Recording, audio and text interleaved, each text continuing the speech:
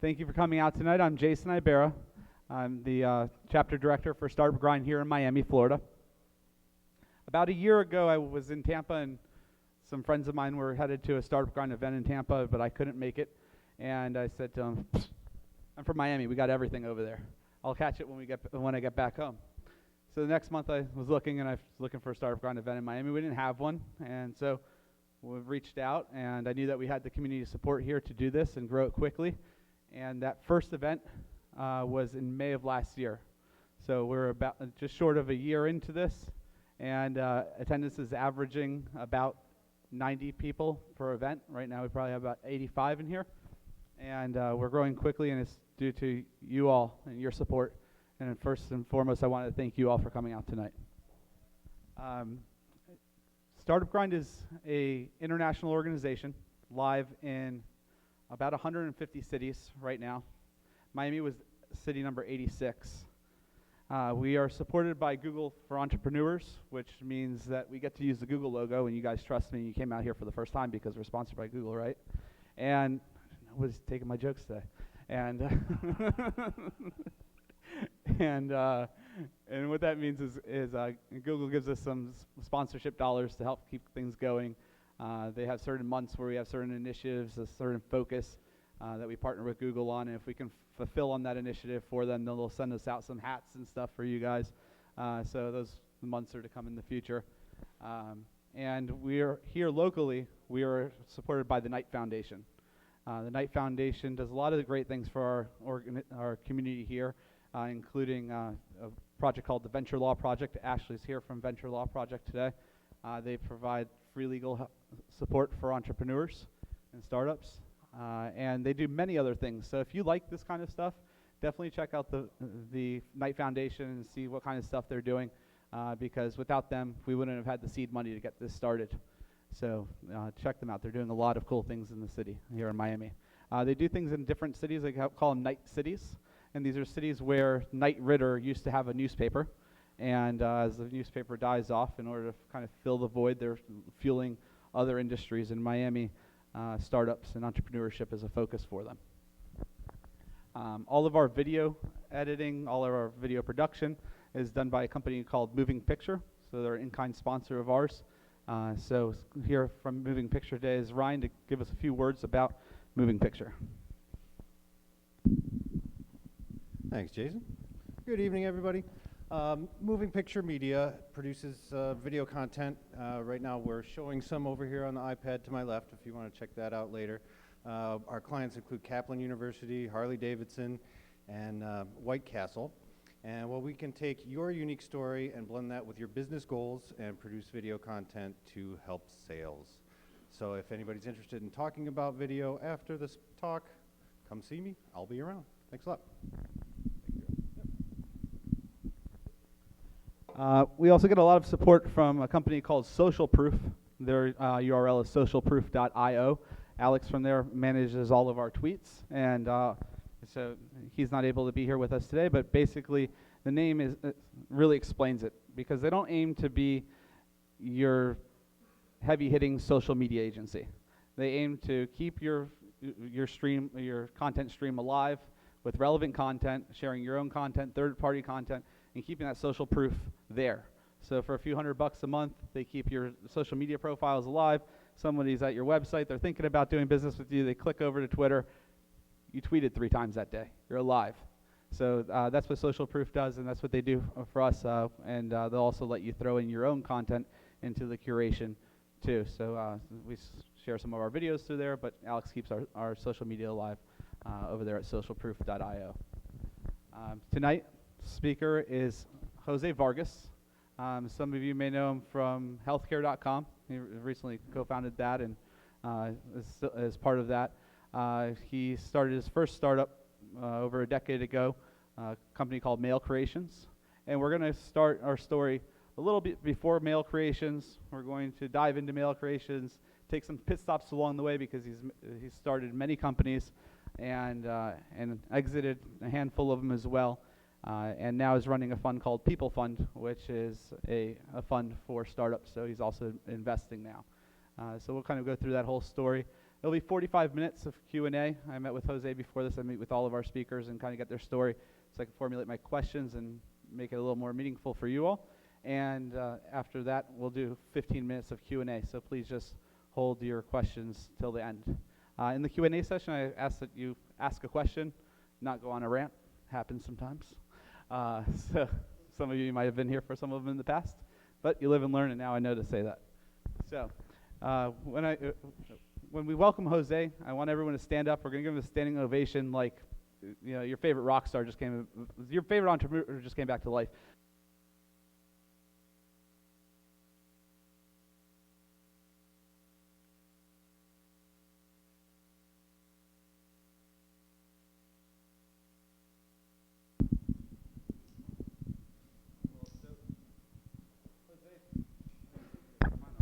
Okay, so Jose, first of all, thank you for coming out. You must be extremely busy, but you've mastered the art of balance, and thank you for finding time in your balance for us tonight. I want to kind of rewind a bit and go back to your days before mail creations. How do you get into your career and learn the things that maybe sparked some of the ideas that generated the ideas to create mail creations? Yeah, well, I moved to Miami in '98. I was going to school here in FIU, and I always kind of had the, startup bug. By the way, how many people here founded a startup or is working on a startup right now? So, wow, almost everybody. So, well, at school, I got a job at Tiger Direct, the seller of computer products online, and I got a position selling media on their website, and I learned how to sell a banner, an email, and how to generate revenue through selling an email and selling product, and it's something that I really liked. And we were kind of like in the middle of the dot-com bubble, and I was getting these magazines, and everybody was raising money for their companies or going public, or making millions. I'm like, wow, how do they do this? And so I really got interested in what at the time was online advertising and everything that was happening with the internet, basically. And how I started the first company was a little bit forcefully, because when the bubble burst, there was basically, half the companies that were buying traffic from us or advertising in Tiger Direct were bankrupt. And I got called in by my boss, and he said, look, I have to let you go. You did great, but everything dried up. All the companies went bust, and there is no more budgets. I'm like, okay. So on the way out, I shook hands with who became my CTO at the time. He was a director of IT at the company, and I'm not a coder. I'm not a programmer. I never learned, but mostly sales and marketing. And a couple of weeks after that, I emailed him and said, look, I have this idea. I was selling email advertising at Tiger, and I think we can do it again, but I need technology. I need a platform. I need a website. And he said yes. And that's kind of like how we started putting things together. So first thing, you found your polar opposite. You found your technologist. Yeah, it was a good balance between him and I. Yeah. Gotcha. And to kind of give people a big picture here, not really jumping the gun, but I'm going to give you guys, have Jose give you a little bit of a big picture story here. How many companies have you started, Jose? From scratch, about 10. About 10. And when you say from scratch, what are those other category? Are they ones that you got involved with at some point in their life? We've invested in some. So I think companies that we haven't founded, but we follow up in rounds and are somewhat involved. But from buying the domain and just registering a company from nothing, about 10. Yeah. Okay. And out of those 10, how many are you still involved with? You know, some have been acquired, and you know, right now, as you mentioned, you know, we have a holding company called PeopleFund, and we have about 24 companies in the portfolio. Some of them are just investments, and some of them are owned and operated companies that, you know, we spend a lot of time, you know, on. And how many years has this been over? I would say, you know, 16 years, yeah, since, you know, 1999. Okay, so you guys got to open a company every 1.6 years. That's the first part of the formula. And how many exits over that time? You know, Mail Creations was our first exit back in 2004, and since then, you know, we've had a few more, maybe four other exits, 4 or 5. Nice, congratulations. And for the dark side of it, how many have you had to fold? Well, some of the ones that we exited, we kind of folded them many times along the way, but we, I guess, managed to pivot and, you know, find ways to you know, find other focus of the company and things like that. So, you know, from the companies that we've started, you know, we haven't have to fold. We made investments that, you know, come into companies that closed, but, you know, from our own and operated, like I said, it hasn't been easy. A lot of peaks and valleys, and a lot of valleys, and you know, a few times that, you know, running out of money, or we couldn't get the model to work, or nothing was right at many times. But, you know, I guess if, you know, you keep trying, and we, you know, things kind of like turn around.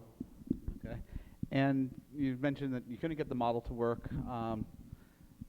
Is there any amount of data that you look to collect, or any period of time that you look to beat the pavement before you say, okay, this isn't working? Well, I mean, it's kind of like your pain threshold. You know, how much pain can you take? But, you know, for example, the company that you mentioned, healthcare.com, you know, we've owned that domain since 2006, and right now it's in kind of like its 5th life. You know, we've tried different models. We've actually spawned off companies that came out of that, and, you know, grow them, and actually had a couple of exits from the start of healthcare.com. But, you know, you have to adapt and change, and you know, from having the domain for the past, you know, 8-9 years, you know, we're actually just starting another startup which is only 4 months old. So it's a lot of changes, and, you know, a lot of adaptation, you know, pivots. Okay. And when we had lunch the other day, you told me that with Mail Creations, you went a year before making your first sale. Now, with the experience, would you have waited a year, or would you think you would have pivoted Mail Creations if it wasn't the first one? Well, I mean, we really didn't know what we were doing, so we did try different things throughout that year. I mean, we were, you know, trying to do kind of like an email editorial side. At one point, we were doing a technology for email delivery. You know, we, you know, scratched the model a few times during that year, because, again, there was just us working and no revenue, no clients. And, you know, at one point, you know, we did land that one client, and you start learning the business that you're doing. You know, it's like, oh wow, this is how it works. And then you start focusing on growing the business by, you know, putting time into things that are working. And, you know, I guess that with, you know, really hard work, you know, it's kind of like a snowball effect. You know, then you get the confidence to add another client. You kind of like learn more about the industry, so it's better to make decisions. But, you know, it does take a long time to kind of get your footing, and, you know, understand, you know, the business, and understand what value that you want to provide to the client. So maybe that year isn't enough, you know, to find your way. I mean, like I said, with healthcare, when we first started it, it took us kind of like a couple of years to you know, find the right model. And in those 2 years, you know, we lost a lot of money. We tried many things, so it takes time.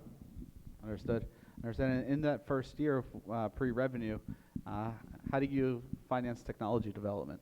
I think that's a challenge for a lot of people that are not technologists and they're entrepreneurs with an idea. Well, my partner was a technology guy, and he was doing everything from coding to design to he, he knew a lot. He had like a diverse experience. So if you really want to start something without any money, and again, we started at the worst possible time. Dot-com bubble burst. No VC wanted to know anything about a dot-com. Nobody really wanted to know anything about startups, and we were really inexperienced. So like it would have been really hard to even find anybody to finance us. So it was just we had to find our way, and me kind of like doing business development and sales, and my partners doing technology. We were able to kind of put things together without any outside funding, and just eating pizza every day. Was Chris moonlighting through that period, or was we're all working really hard. I can't, I now I look back and I'm like, wow, how did I spend so long,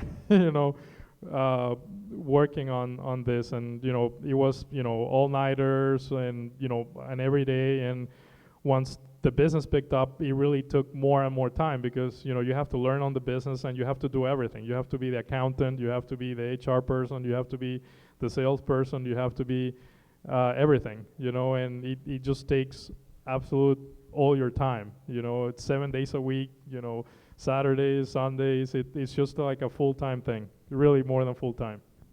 So if you think you're starting your own company to have freedom right out the gates and spend the day at the beach every day, not the right reason. You mentioned wearing all the hats, and last month we had Kevin Levy, an attorney, out here, and we've asked him a lot of legal questions, but we got the within the guidelines responses. But he went outside the barrier, so every once in a while. Who was doing your legal work early on before you had the cash for an attorney? Well, my lawyer is here from Hunton and Williams, Uriel. So well, at the beginning, we couldn't afford a lawyer, and I just partner up in companies in the industries. I kind of like saw the contracts that they were using, and basically just plagiarizing them and just putting our name on it. So that's kind of like the legal work we were doing. It's like, hey, I need an IO to sell advertising. Try to look at it online, or ask somebody for something that they used before, and that was our legal work. Just do it yourself. Yeah, do it yourself. Yeah. Cool. Kevin would have had a different response, but I think this is what you really got to do sometimes. Sometimes you've just got to.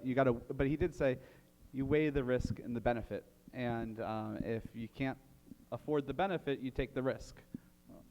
Yeah, I mean, we couldn't afford even the risk or the benefit, so we had to just. Then later on, of course, and we have legal counsel now, 24/7 in-house, people, because we really need advice. But at the beginning, you have to do with what you have, right? And when you have is nothing, then you find your ways. Right. And so you started Mail Creations. In the first year, you guys did 100K. What year was that? That was, I think, 2000. Yeah. Okay, and then in the third year, you did 3 million, and then you exited. No, we did 3 million. Then it kept growing, maybe doubling until we got acquired in 2004. Okay, 2004. And at that point, I believe you told me you had 35 employees. Or Yep. 35 team members. Why was it time to sell? Well, I think in the space where we were at, 2004 was kind of like the like a period where after the bubble, and business models that were working started to flourish, and Google went public in 2004, so things were kind of like getting healed, and a lot of the companies that we were working with, either my clients or just partners, were actually getting acquired, and a lot of people in our space, we were doing direct advertising, and I was like, was actually approached by a banker that actually sold a partner of ours, and he's like, hey, you know, I have companies that are looking to do roll-ups or consolidations, and to me it sounded, you know, like wow, you know, and it was a learning experience. You know, Milk Creations was acquired by a publicly traded Japanese corporation, so just the experience of going through an M&A process, you know, a management presentation, you know, putting together a presentation, trying to get all your accounting and legal work, you know, done in a rush and things like that. It was like a really good learning experience. So maybe, you know, we could have held off more and growing, maybe going to different verticals, but you know, it was really worth the experience, and you know, he gave us, I would say, funding to start new things. And through that process, I mean, that whole due diligence process, there's a lot asked of you, right? A lot you have to deliver. Did you divide and conquer that? Did you have a partner who focused on the business while you focused on the sale, or did you just work 48 hours a day instead? You work 48 hours a day, yeah, because you know, you're learning, you're trying to run the business, you're trying to, you know, keep sales going, you're trying to do accounting audits, stuff that you've never done before, you know, negotiating you know, stock purchase agreement, you know, things like were totally, you know, above your realm of understanding. So it was really hectic, but you know, really good experience. You learn a lot going through it. So we're really happy that, you know, we're able to experience that early on. Great. And so you've reached the ultimate goal. You exited. Why don't you just go sip pina coladas on the beach? Good question. Maybe because we're masochists. You love the pain. I think you have to love what you're doing. I mean, we talked about it the other day. I mean, some people love to fish, some people love to hunt, some people love to paint, and what we like to do is just, you know, get into trouble all the time, you know, and you know, you know, in some sense, it's kind of like addictive because, you know, you kind of have to learn to put it, you know, off, but it's what you love to do, you know. Like if, you know, I wouldn't make a cent, you know, now I would still do it because it's just challenging for me. Okay, so it kind of keeps you going. It's what fuels you. And how long was it before you started the next company? Well, you know, the company was acquired in 2004, and we had kind of like an earn-out period. So we had to stay and transition the business, and that was a 2-year period. And during that time, you know, I moved to New York and starting to, you know, kind of like open up a network there. And, you know, before the earn-out period, we already knew what we wanted to do, and actually was healthcare.com, which we started right off the bat when we basically ended our earn-out period. Okay, so straight from one to the next, but you had kind of this in-between period where you're making your plans? Yeah, I mean, you still, you know, we're still working there and traveling a lot. The company had a lot of operations in Asia that they wanted us to work. It's on the online advertising side, so we were traveling to Japan and China, which was also like a really good experience for us. But you know, you want the challenge, you want something new, and it was the right time for us to try new things. Okay. And so you started healthcare.com. Was BrokersWeb a spinoff from that? You mentioned you had a few spinoffs from healthcare. Yeah, actually, it was a business model that we tried and kind of the one that worked. When we bought healthcare, you know, the only analysis that we did was that, you know, healthcare is 20% of the U.S. GDP. So we're like, wow, it's pretty big. So that was the only analysis done before we got into it. And, you know, we didn't know anything about healthcare, and pretty much we don't know anything now. But we just wanted to try, and again, that's what we keep going up through so many models. And you know, the first model was, you know, we thought, okay, let's just publish a lot of health content, and you know, people will go to our site. It'll be like a WebMD, and we'll make a lot of money. But you know, it wasn't the case. We spent maybe, you know, over $1 million in health content. It's really expensive, you know. and it wasn't monetizing. So we quickly realized that that business model wasn't going to scale, and we started looking for another model. And then we had the great idea that, you know, we were going to start a doctor directory, and the doctors were going to all run and buy what we were calling then kind of like leads, or, you know, advertising on healthcare.com. And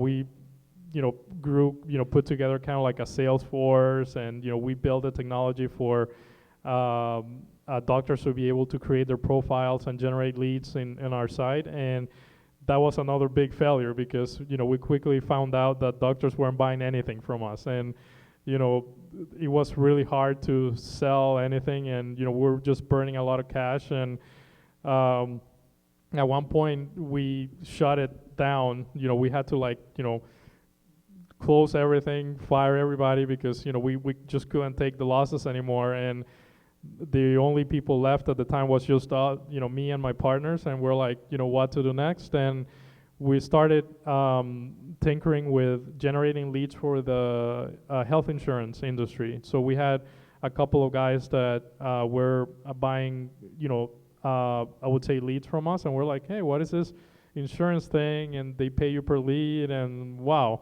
So, you know, our experience in the past was online advertising, so it's something that we're like, okay, let's probably leave the healthcare things aside and start focusing and back on kind of like performance advertising. And we scaled that business, and it grew, you know, very quickly. And we opened up new verticals. You know, we started with health insurance, and then went with, you know, Medicare lead gen, home insurance, and the big one was auto insurance. And that's why we decided to basically rename the company BrokersWeb, because at the time it had not 100% to do with healthcare. So we kind of spun it off, and the company was called BrokersWeb. And it grew, you know, fairly quickly. Went from like $1 million to $60 million revenues in 3 years. And but again, that was a pivot after a series of successive failures. And you know, that was kind of like how it went with how BrokersWeb started from healthcare.com. So in 2009, BrokersWeb, you did 1 million. By 2011, 60 million exit. Yeah. Why was it time to exit that time? Well, I mean, the company was growing fast, so, you know, and it kept growing fast post acquisition. I think it doubled, so it was doing like 120. But you know, for us, we were kind of like getting tired, because, you know, we started, you know, playing around with models since 2006. So we had a lot of ups and downs, and we took a lot of hits while BrokersWeb took off. And when it grew so fast, we actually were getting a lot of inbound interest from buyers. They were like, you know, I really want to do something in insurance. You know, I'm in another vertical, and what you guys have done is interesting to us. We like your client base and technology. And we started talking to a few of them, and at the time, we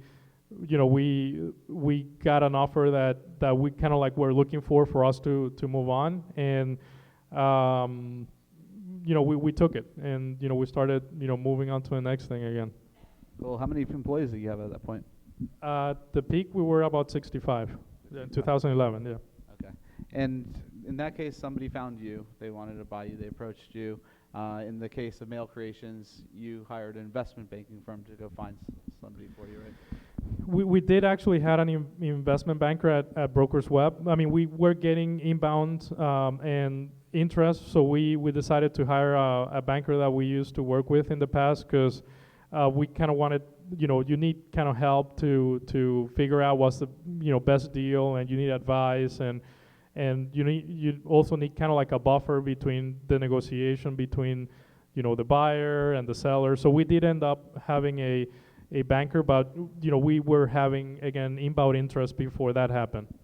So with the investment bankers, it's all a negotiation as to how much you're going to pay them, right? They're going to get a percentage of the sale price, maybe an upfront fee. So I imagine it was a lot different conversation when you said, hey, I've got a dozen inbound leads right here. I just Somewhat, versus yeah, it I helps. don't know who would buy it. Yeah. Can you give us a range of what investment bankers charge? Depends on the size of the company. I guess smaller deals, they want a larger fee, and larger deals, like you said, you have leverage. But usually they want kind of like a minimum fee, and it's all about success. So they don't get paid unless you sell. But it could run anywhere from 2.5 to 3.5% of the consideration on the deal. Okay, thank you. So now, I guess was it right around that time after that exit that you guys started PeopleFund, or was it a little before then? Yeah, so after BrokersWeb, we kind of like realized that we were wanting to try different things, and we basically instead of just focusing 100% of our time into just one idea, we wanted to diversify. So we started PeopleFund with a sense that we kind of like wanted to try different things and bring in more people, management. So we kind of like diversify and have different interests and not kind of like be dependent on one kind of like business at the same time.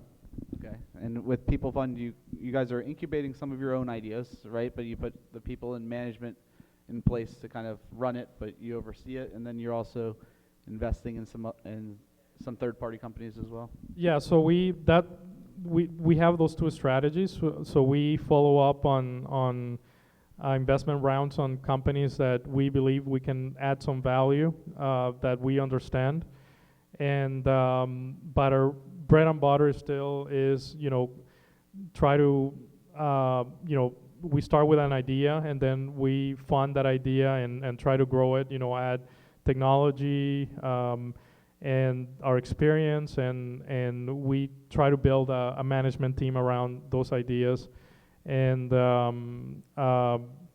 grow them and control them internally, and in some cases actually raise outside capital to fund other rounds in the company.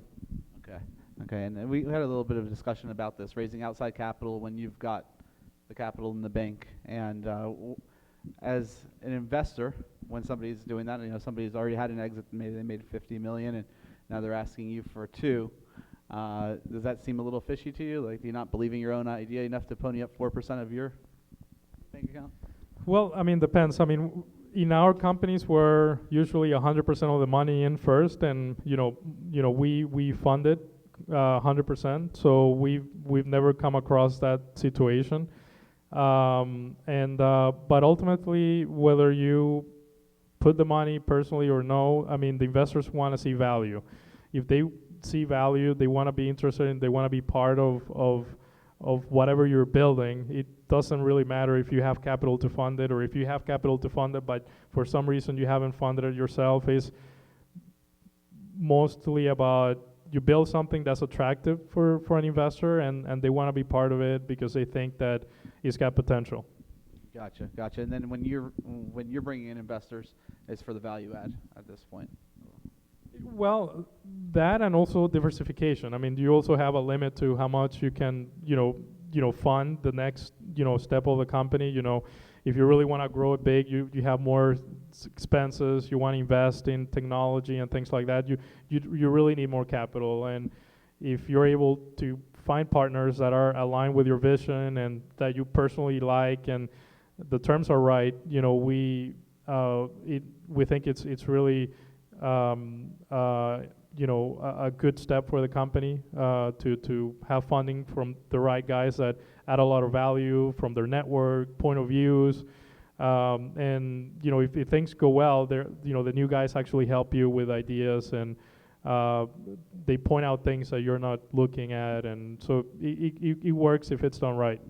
Understood. And does PeopleFund operate like a traditional fund with money from outside investors in the fund that you guys are placing, or? No, we don't have LPs, and our background is not as an investor, so we're still learning that trade. We're mostly operators, so we haven't felt comfortable actually going out and raising a fund from third parties. Again, we do raise funds from the companies that we basically build from PeopleFund, but PeopleFund was just built by me and my partners and funded by ourselves. Gotcha. And what are some of the companies that PeopleFund is funded outside of your own incubated ideas? I'm sorry? What are some of the companies that you guys have funded outside of your own incubated ideas? Outside companies that you guys have funded? Okay, so we have companies like Get Around. They're a car sharing company in San Francisco. You know, a mobile game company in Spain called PlaySpace. You know, they build social media games. We have you know, a online broker based out of Vietnam, and you know, we have an e-commerce company in Latin America. You know, a few eclectic type of investments. Okay. And about 4 months ago, when you bought healthcare.com from, I believe, one of your holding companies, that was pretty public. You put it out there. You're pretty public about your capital raises, about about your acquisitions. I know it's all public record in a way, and people could dig it up if they wanted, but you don't shy away from interviews, having that information openly published. What are some of the pros of being that public about what's going on in the company? Well, I mean, I'm a big believer in public relations. I think that you have to establish the image of the company. You know, we live in a intellectual property world, so you cannot, you know, if I build that building, you can actually drive up to it and see it. So I'm not saying that you go out with a horn and tell everybody what you're doing, but I think, you know, PR is, you know, kind of, you know, you have to build an image within your industry. And, you know, I think like events like fundings are, you know, really important for other people in the industry to know, okay, these guys are working with other interesting people in the industry. They're, you know, building, you know, technology that should be interesting, and it's probably good for clients to know that they're working with a company that's funded, that's backed by reputable companies. So I wouldn't say it's just for the publicity of it. As you say, you know, funding rounds are public information. We registered with the SEC. We file each funding, so you know it's out there. But I think it's a positive to communicate what you're up to. You know, kind of like building the image of your companies. And have there been any cons that you didn't anticipate? And well, I mean, you know, like anything, you know, you have people that, you know, that have different point of views from what you're building, and they're also open, but you get that in the internet. Everybody has, you know, right to their point of view, and, you know, we actually like it. You know, we you know, like criticism, and we learn from it and stuff like that. So, yeah, you get all sorts of things, good and bad publicity, you know. Understood. So there's always going to be a hater out there, naysayer. So, but you still read it and maybe take something away from it. Yeah, sure. Gotcha. And after Mail Creations, did Chris continue to be a technologist on your team? No, actually, you know, he actually kind of like retired. He's the one who went to the beach and had a pina colada. So he was probably smart. So yeah, he had other interests. So, you know, we didn't have a chance to keep you know, building stuff together. We had a great experience, you know, building together, but he had other interesting life, I would say. I think he wanted to become a photographer or something like that. And he also still has his hair, right? I'm sorry? He also still has his hair. I don't know, maybe. Sorry. So I had to get a joke in there. Nobody was laughing at my jokes earlier, so. Yeah, I lost mine before, so well. Okay. So what was your technology solution in the second company? How do you now you have cash to fund it, but I think you found a new technology partner, right? And offshored some of the work? Yeah, so my while at Mail Creations, I partner up with my current partners and with another company by the name of Click Diario, which was an online advertising network for Latin America. And you know, that company also grew, and it was acquired by News Corp in 2006.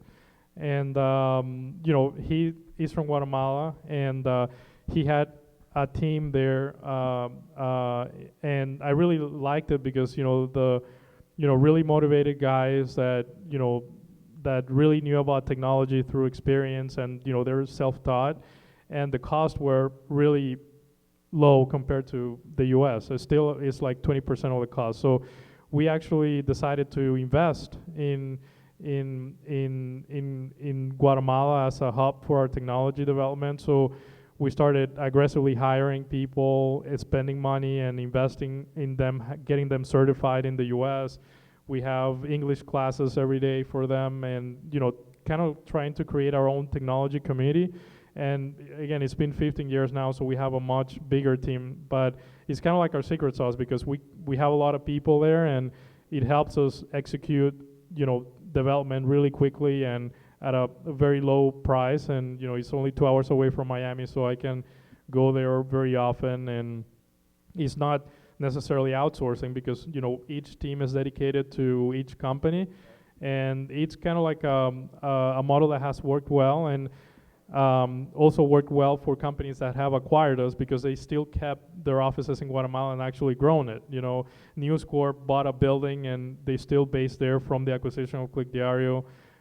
Recently we sold a payments company, BlueKite, to a publicly traded company based in Silicon Valley in San Francisco, and they really liked and the ecosystem there, and they opened up an office for like 400 people because they want to put call center and things like that. So it's worked well for us and worked well for the partners that we've had, after, an exit or an acquisition.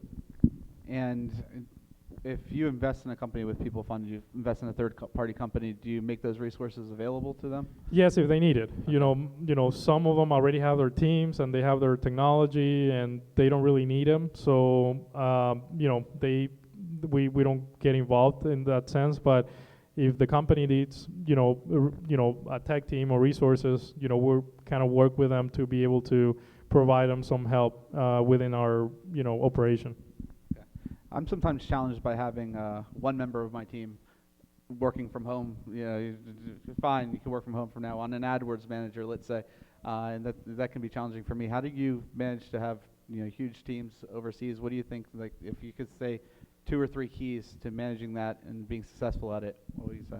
Well, it takes a lot of time and effort, especially as a team grow. I mean, they're not working from home. We actually have several offices in Guatemala. We have what we call the T Lounge or Technology Lounge, which is a space that we build for the entire tech community in Guatemala.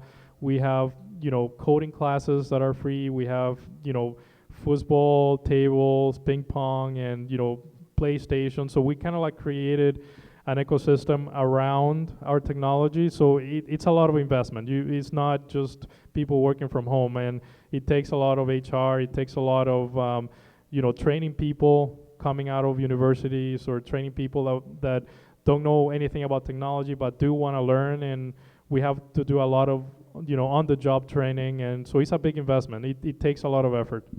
So you've got to put your feet on the ground sometimes. You've got to take the 2-hour trip over there. You've created an oasis, if you will, there for them, somewhere that they're attracted to, a watering hole, to find the like-minded people, and then you provide them with training. So I bet they're very, very committed to you. They're very loyal to you. Yeah, it played out like that. I mean, they've the community in Guatemala, it's really small. If we complain about the tech community in Miami being small, over there it's even smaller. But like I said, our system again of investing, showing people opportunities, because I believe that anybody out there that has an interest can learn how to code and be a developer if they have the right opportunities to learn. So we dedicated ourselves to.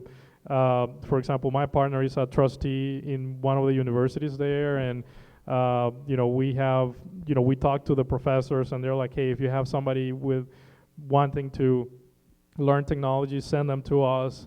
We'll invest in them, we'll teach them, we'll do whatever to show them that there is an opportunity in the tech world in Guatemala, and it's worked well.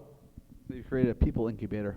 Yeah, we are incubating people, and you know, they working exciting stuff. You know, companies that are based in the U.S. and it's really nice. And also, I think from a country standpoint, we're making a little bit of a difference because technology jobs pay well compared to other local jobs, I would say.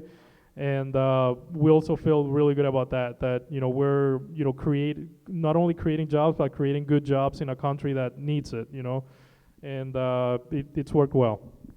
And at some point, do some of those people come over here and become part of your team here in the States, or does that not happen? Yeah, I mean, if they want to, they can come. I mean, usually, you know, they have families. You know, all the technology is done out of Guatemala, so they basically stay there.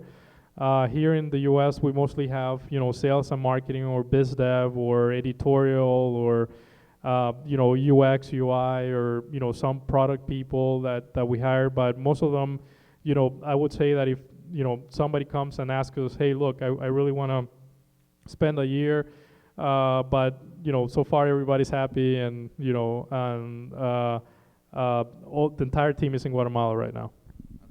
Okay, so on this side over here in Miami, you know, a lot of people, if you go to these events, people say they have a hard time finding technologists to join their team. So that's all in Guatemala. And what type of people, what do you think Miami's strong for? What do you think we've got going for us?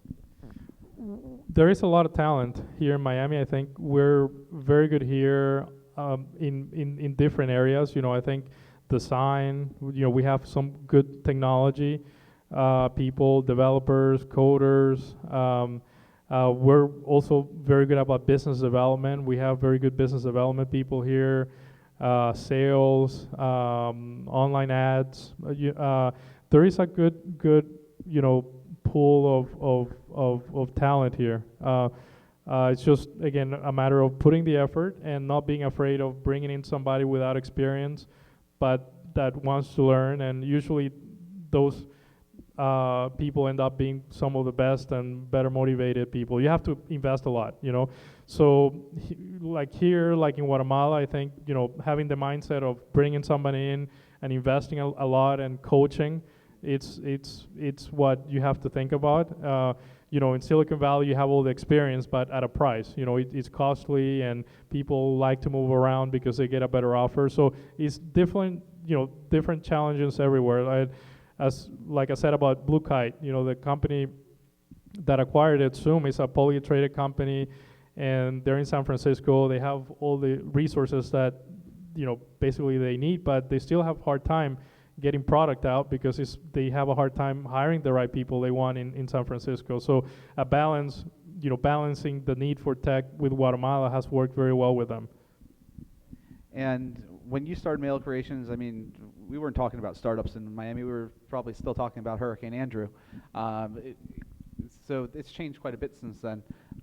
What have you seen happen when did you really start to see the swell start? And if any advice that you'd give to anybody in the audience, that events to go to, people to connect with, things like that, to become deeper ingrained? Well, actually, Mail Creations was fully developed here in Miami, and you know, we had Chris, we had database administrators that we had a guy from Russia, we had a DBA from Africa, we had coders that just came from Cuba, but they had engineering experience there. So it's kind of like a small melting pot here, and the team was here in Miami. So I think if you're open to finding people here with talent, they're here. You have to be open to coaching them, but you have to put effort into finding the right candidates, of course. But they're here in Miami. And in these short 15 years, you've probably had developed more experience, more companies than most entrepreneurs will develop in their lifetimes. You've managed these teams that are offshore in Guatemala. You sit on the board of some companies. You're the CEO of others. You've got a lot of things going on at once. How do you manage all that? What KPIs are you tracking? How are you getting it reported back to you? Yeah, well, and KPIs is the right word. I mean, I think that really doesn't get any easier. You know, starting a new company, we're still pulling our hairs that we have left. You know, but it's still, even, it's really interesting, you know, even if you hire somebody with a lot of experience, they still need a lot of coaching, and you have to spend time, you know, coaching and, you know, basically focusing the team into one thing only, which is executing on what the goals are or the KPIs are. And you know, once you're able to have everybody focused on one thing, you're able to see results. So I guess that now the work is that managing people to focus on that one thing that really makes a difference, and then figuring out what are the real KPIs that makes a difference, and then tracking them every day. So what you get every day is just a dashboard of KPIs that are telling you how the business is going, if everybody's focused working on what they need to be doing. Okay, so it's your one focus is this, I'm going to measure you by that, and then you see the KPIs in the report and kind of know where you have issues to. Yeah, it's kind of like running a sprint, and we do call it a sprint. You know, even if you're doing a big project, you know, we try to cut it in small, you know, sprints so that it's more manageable, and you try to be, again, 100% focused on that, and making sure, try to focus the team 100% on what needs to be accomplished for that sprint.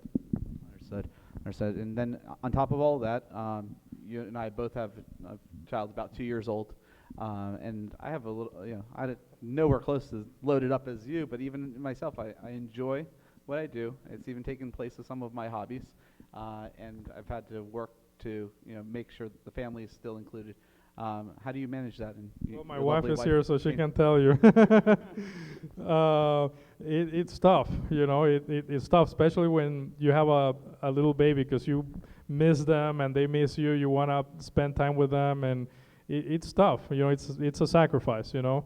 But you know, I think that, you know, you have to try to learn how to manage. Maybe take some time off, disconnect. Right, babe? At least for a day or so. So, you know, it's tough. You know, it's definitely not easy. But and like I said, yeah, once you have a baby, it's even tougher. But it is trying to find ways and times so you can enjoy with your family and still be able to balance with work. But it's definitely tough. Is it literal time blocking? You say, okay, when I get home, I'm sorry if I'm getting you in trouble here if I'm allotting more time than you do, but 6 to 10, you know, the kids are going to be, the baby's going to be asleep, then I'll go back to my computer and try and stay away from it until then. Exactly that. So you come home and, you know, give attention to the baby and your family and wife, and, you know, once the baby's asleep, work for a few more hours. So. Understood. And what's your exit strategy? How long till you want to retire? Like I said, you know, it's, you know, if somebody likes playing golf, I don't play golf, but, you know, they want to play it. You know, I think that as long as, you know, we're able to enjoy what we're doing, you know, I don't know, you know, I don't envision, you know, I want to retire, but by this age, you know, it's fun sometimes, and you know, I've never thought of, you know, retiring per se, doing different things, but not just, you know, retiring. Yeah. And how do you psych yourself out to the really hard times?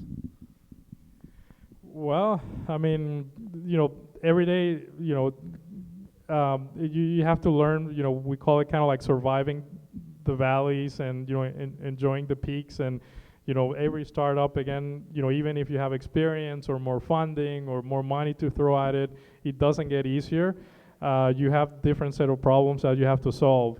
So it's definitely not easy. You know, we have a few startups now that just got funded, like healthcare.com or AutoWeb, and still, you know, there are some days that, you know, you're like, why am I doing this? And nothing is working. I just want to grab a bazooka and nuke this thing, and you know, or I just want to, you know, run away. But it's just, I would say, at the end of the day, you know, since you enjoy what you're doing, you want to go back the next day and try to solve things and try to solve the puzzle. And I think with dedication, you start, getting away from the valleys, and kind of crossing them, or at least that's been our experience, kind of like just dedicated and try to fix the things that are broken, and just keep trying, And I bet it's a blessing and a curse. You've got diversification, so while something's in the valley, something else could be on the peak, and maybe you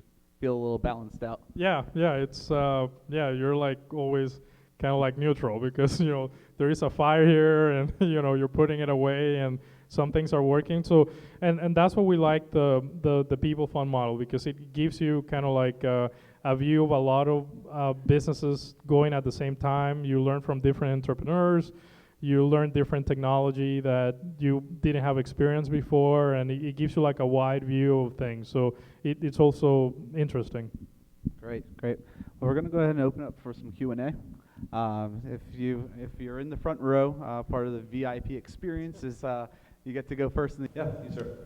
And just speak up really loud. Okay. Just want your thoughts, because you seem to be in a lot of lead gen, how a company can compete with, it seems like Google is starting to leverage into a lot of these verticals. How does a company stay competitive if you have getting into mortgages and getting into small? And that's a fear, like, at BrokersWeb, we were in the insurance world, and, there was always talk that, Google was going to, start a comparison tool for insurance, which they did recently with auto insurance. And they once tested lead gen for mortgage. They had a mortgage comparison, and companies like Bankrate here in Florida were probably really scared about that. But I think that you still have a chance if you really specialize in the vertical. And I think Google, is Google, and they're great, and they have, all this volume. But if you can really get a product, customized or built exactly to solve a need for a specific industry, in the case insurance, and understanding what their metrics are, their CPAs, their conversion ratios, and working with them, that's kind of like a partnership. It's an edge that you have against Google.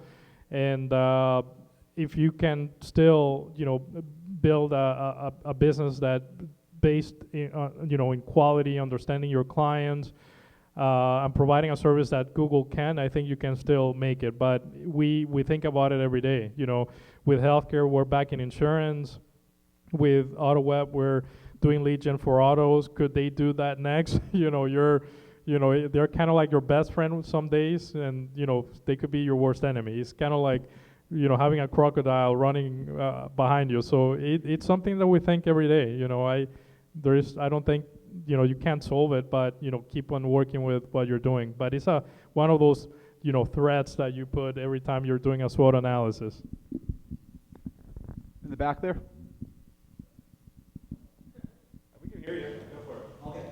Yeah. So you talked about technologists being in Guatemala and UI sales here in Miami, but you also talked about where your domain experts are. For example, healthcare, obviously it's a hub for you. You say you spend $1 million on content, and for the BrokerWeb, it's insurance. You're talking about the different metrics. So did you yourself just learn like high-level healthcare, high-level broker stuff, or did you hire like doctors here to create that $1 million of content? Like, where's the actual like domain expertise coming from these verticals? And it's bringing in the right talent, learning. So at healthcare, when we started that healthcare content, we actually started a doctor advisory board. So we were going after friends and family, and they're like, hey, can you help me with this? Can you give me some guidance? And building kind of like a network of advisors it's really important. $1 million on content. Where did that? How do you spend $1 million on something like that? What did you actually do? How do we do it? Actually, there are companies that license healthcare content, like Adams and Multum, and basically they provide you kind of like the library of content, and we stumble into them, and they charge like really high fees, monthly fees, and we thought like, oh, okay, this is great content. I'm gonna publish it on the site. I'm gonna monetize it. I'm gonna make money. I'm gonna be profitable. I'm gonna pay, the license fee and make money. But that was not the case, right? It didn't play out like that. So it's one of those things that you don't know what you don't know, but you try different things. So would you say $1 million in content created more money, or the stupidity of the United States government with their healthcare bids for going down made you more money?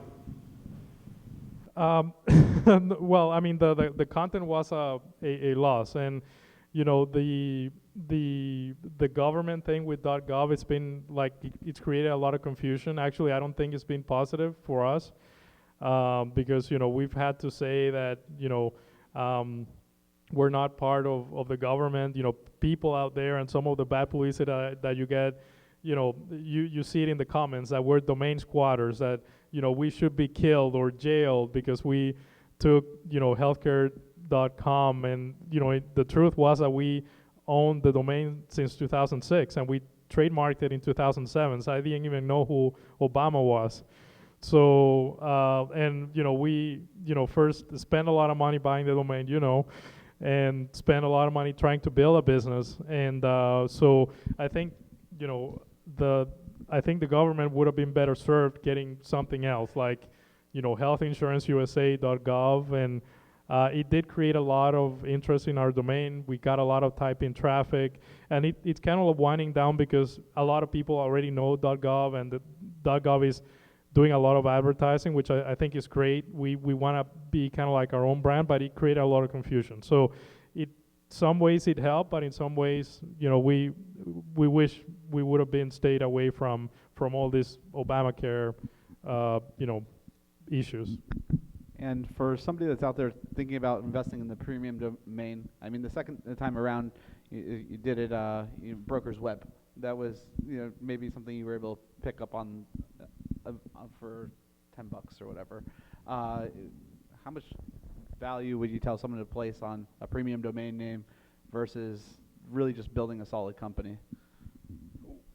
The solid company part is most important, right? If you could have the best domain but you don't have the business, it's worth nothing, right? So I think that a domain name it's a good asset to have. It's kind of like the name of the company, but you really have to build a business around it. And healthcare was the right experience. People think, oh wow, what a great domain. But if we wouldn't have gotten the right business around it, it would have been just a bad investment, a bad domain investment. Right up here. So based on your previous statement that you have a .com versus .gov, what's your strategy around separating yourself? How do you so that you're creating your own brand and not part of the .gov, It's tough. I mean, it's tough because people, kind of like it's confusion. We're still trying to figure it out. We also own the .org and .net, and we kind of like had that, from 2006, 2007. So we weren't foreseeing the government picking our domain to do their insurance marketplace. But it's tough. I think that how we differentiate ourselves is providing users different services and products. Right now we have a pricing comparison tool for health insurance, but ultimately we want to build a wallet that kind of like has your insurance information, health information. You can find healthcare pricing, pharmaceuticals and things like that. So ultimately we want to build other services because healthcare is really broad. It's not just health insurance. And we're lucky that our investors in healthcare.com are the guys from Priceline, and they were able to build these huge brands like Priceline with a price negotiator, and kayak.com, which they own, and booking.com and OpenTable. So I think it's a challenge that hopefully we're able to solve with their help, and that's why, like I said, having the right investors is important. But building that brand, it's something that we've never kind of done before, and we need help and surround ourselves with people that have done it and can help us kind of like look at what things to focus on and build a brand. But it's definitely a challenge. We don't have the answer yet. And there you go, being very public about stuff again. You're talking about your plans for the future for healthcare.com. It doesn't scare you at all that someone says, ooh, healthcare record wallet. I'm going to go work on that while Jose's working on the marketplace. You just kind of put it out there. Why no fear? Well, because probably most of the things that I said we were gonna work on will fail anyway. So it's just a matter of trying. Probably that the healthcare wallet and all these things that I said will eventually fail. Because the important thing is having an idea and trying it out and executing, but knowing when it didn't work and trying the next thing. So you can take my idea and run with it because maybe you'll do a better job than we will. Thank you. So it's all in execution. Yeah. And knowing when to fold the cards. Back here, Mark.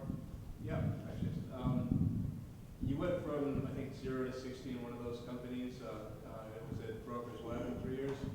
That's very impressive. What are some thoughts on scalability when it really starts to ramp up fast? What lessons do you have that you can share on? Well, I think that what we did right was that when we figured out that health insurance was the vertical that we made work, we basically invested all the technology, all the resources to grow and make that vertical successful. And what that allows us was that it prepared us to diversify into other services and apply the same platform into other verticals. So I think technology is number one. Understanding if you're selling traffic to advertisers, you have to understand quality and you have to invest a lot in technology. So maybe the 2008, we spent a good 2 years just building on top of the technology platform and building and maybe over-investing for what just the health insurance vertical could basically provide us. But once kind of we built the monster, we were able to say, oh wow, now it's really, we have the machine, now it's easy to go to other verticals, and that's what we did. And but we had to really lay the good foundations. And I think that's the key to scaling and building a sustainable business, which is a good understanding of the business, but really investing in technology above or really above of what you think the potential for that vertical is. And luckily we were able to again adapt that what we built into other verticals that worked. As far as what you're saying to invest in the technology, what would you say to a person that maybe knows the business, but doesn't know, like you said, you've never coded in your life? Can that be done by building it, by hiring, by outsourcing, or do you think it really is necessary to have maybe like a co-founder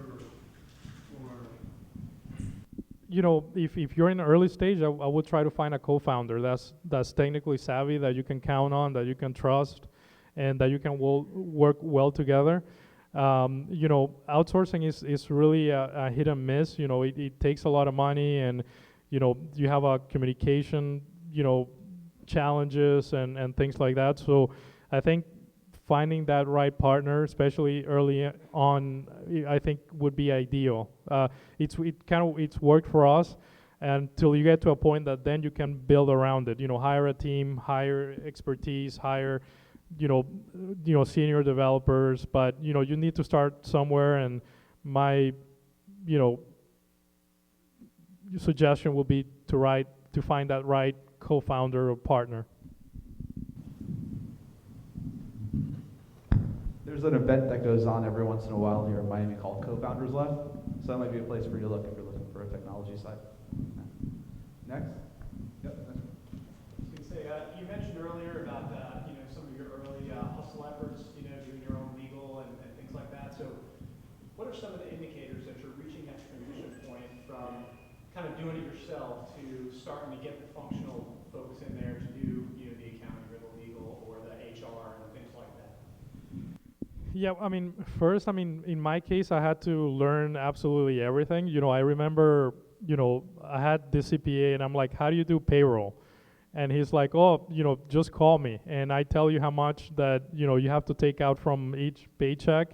And, you know, I used to print out the checks, and then I used to go to the bank and actually deposit the tax. You know, I used to write a slip, so I had to learn from scratch, you know, everything. And I learned, you know, payroll. I learned accounting by stashing invoices and bills into a drawer. And until it got really big, I said, wow, I really need to call somebody in and hire somebody in. And, you know, the person was like, I need you to help me with this. And, you know, putting a stack of, you know, papers and contracts. And I remember she was actually crying. She was like, no way, I can't rebuild it. So you get to a point of absolute chaos that you try to like self-teach yourself and learn, and then you get to a point that it's just broken, and you figure it out like, wow, it's really time to hire somebody. It's really time for me to outsource payroll, because you just don't have the time. You know,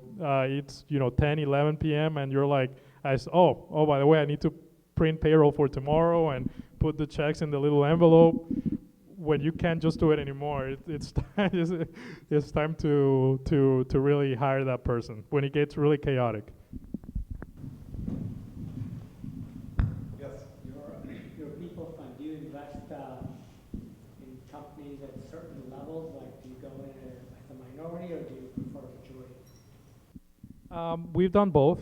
You know, in companies that we really understood their model, we knew the founders, or we had some type of relationship, we're able to come in and take, I would say, more larger chunks of the companies, and you know, have somewhat of board control, but you know, still kind of like passive. And we've also done investments where we're just a little part of a round, and we're just participating with other friends or some other VCs and basically piggybacking from their homework. Yeah. So I'm going to ask you a kind of a potential catastrophic type scenario question. So the healthcare law is being challenged, subsidies are being challenged for the healthcare law.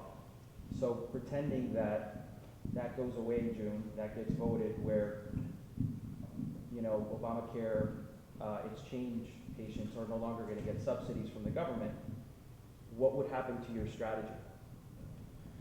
It really doesn't change anything, and you know, this is more like a health insurance question than a startup question, but I'll answer it. You know, you know, the pricing comparison tool is for individual health insurance, and we cannot provide the subsidy on our site. So the people that usually are serviced by healthcare.com cannot get the subsidy in the first place. So I think that what's going to get disrupted are actually the people that need the subsidy, that can no longer get it, and need the insurance, and now the premium is really high up. So I think from our business standpoint, it's not a difference, because what's not going to change is the guarantee issue. I think that's going to be almost impossible to repeal. I mean, we're already in a guarantee issue world, and it's not going back. The subsidies, like you said, they're in the courts, and who knows what's going to happen. But as long as, you know, we have guaranteed issued and individuals can buy their insurance whenever they want to and online, we still have a business. Yeah. I'm just curious, I used the Get Around in San Francisco to rent a Tesla. I thought it was amazing. How did you get into that investment? I heard it's one of the co-founders was a lady that did that summer program at Singularity University. Yeah. And it kind of came out of there. How did you get into that? Through friends. We had a friend that was doing their part of the Series A round, and we participated. You know, we own a little piece of the company, but we did use it once. You know, we were in San Francisco, and you go with your phone, it tells you where the car is. You click it, opens up, and you know, and we actually took it out to dinner. And the issue was that they rented it to another guy, and we were at a restaurant, and you know, we were having a little drinks, and we're like, hey, I can't drive the car back because we're under the influence. So, you know, we had to call the customer service, and they had to find another car for for the guy, but the business did work. And actually recently they raised like a $20 million round from Cox Enterprises. So we like the business, and we're hopeful that it works. All right, we got time for one more question if anyone's got it. Cool. Jose, any closing remarks? Any key takeaways, books you recommend, anything along those lines? Yeah, well, I asked everybody if they were working on a startup or, founded a startup, and, most everybody here it's involved or, and, like I said, it's about passion. It's about if you really love what you're doing, you're gonna find a way. Closed doors you'll find in every corner. No's are more often than yeses. And you just have to learn how to not take it personally and just say, I'm gonna keep taking the bullets like RoboCop, and keep, taking another once. If you have another day, go on there and try. So just enjoy what you're doing and focus and if this is something that you really want to do, just keep trying and you'll find a way. Thank you. Thank you very much. I really appreciate you coming out.